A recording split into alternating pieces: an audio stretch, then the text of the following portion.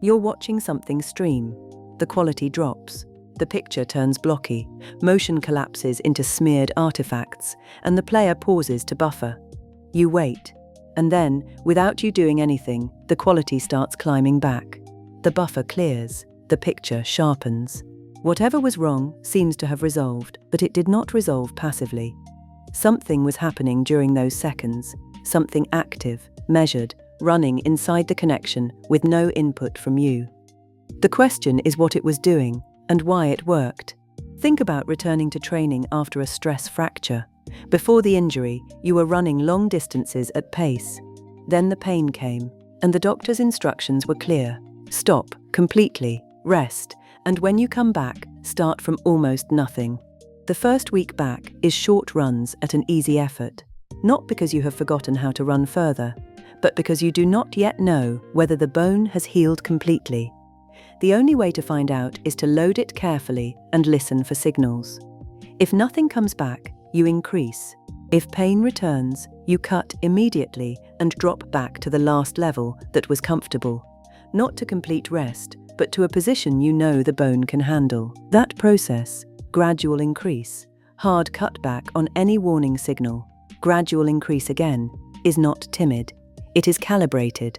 It is the only responsible way to find the edge of what a recovering structure can bear without pushing it back into injury.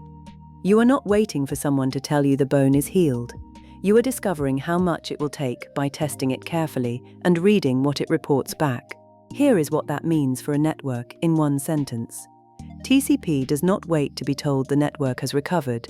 It discovers the available capacity by probing carefully, cutting back when it finds the limit, and probing again. After a severe congestion event, specifically a full timeout, where the sender waited through its timer and received nothing back, TCP drops its sending rate to near zero and begins what is called slow start. Despite the name, slow start is not timid about its ambitions. It begins from a very low rate and doubles that rate every round trip. 1 packet in flight, then 2, then 4, then 8. The doubling continues until the connection either detects loss or reaches a threshold, a remembered estimate of the rate at which things started going wrong before the timeout. At that threshold, the doubling stops. The connection shifts to a slower, linear increase, 1 additional packet per round trip rather than doubling. This is the additive increase phase, and it exists for a specific reason.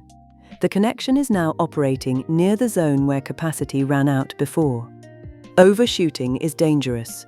Small steps let the connection approach the limit without smashing through it. When loss eventually appears, and in a well-functioning network operating near capacity, TCP cuts its sending rate in half, then begins the linear increase again. Grow slowly, cut hard on loss, grow slowly again. This is the algorithm called aimed, additive increase, multiplicative decrease. The asymmetry between the two directions is the point. Growing slowly means that when the connection overshoots available capacity, it only overshoots by a small amount before backing off. Cutting hard means the network recovers quickly. Congestion disperses because the senders all pulled back significantly at once. The system finds a stable operating point just below the network's capacity and oscillates around it. Not all recoveries start from the same position, and this is where the design gets careful. When TCP detects loss through 3 duplicate acknowledgements, the signal that later packets are arriving but one in the middle is missing, the response is different from a full timeout. The congestion window is cut in half rather than reset to near zero. The connection moves directly into additive increase from that reduced rate, skipping slow start entirely. This path is called fast recovery, and it is treated differently because the signal it responds to carries different information. 3 duplicate acknowledgements say, something went missing, but the network is still responsive. Later packets are getting through. The problem is localized. A less severe response is appropriate. A full timeout, by contrast, says, silence. Nothing is arriving. Whatever is happening is severe enough that the conservative restart of slow start is warranted. The more the signal implies about the severity of the disruption, the further back TCP pulls before beginning to probe again.